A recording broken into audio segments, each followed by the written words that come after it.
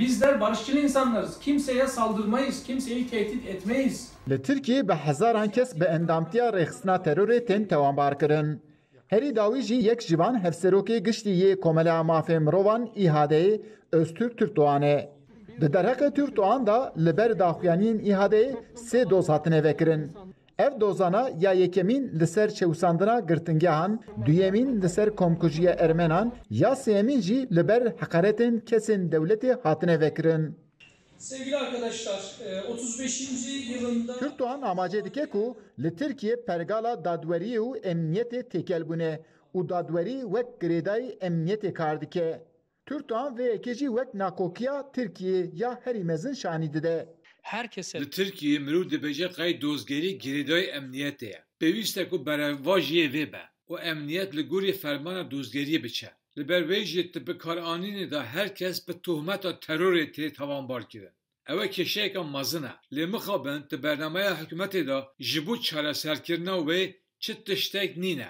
Di meha borî da serokê zagona bingehîn jî amacê kiribû ku binpêkirina darizandina dadyane gelek zêde bûye li Tirkiyeyê. Hevserokê îhadeyê Türkdoğan jî radigîne ku di destê wan de jî dosyayên nedadyane gelekin. Himan doz li ser Türkdoğan jî hatiye vekirin.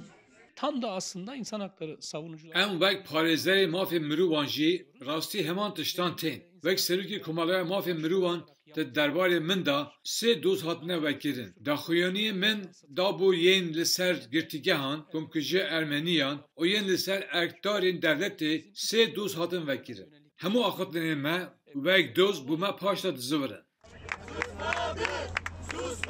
Hukuknas radigînin ku dewleta Tirkiye gava bixwaze yekê bi lezûbez sujdar bike ew kesan wek endamê rêxistina terorê şanî dide.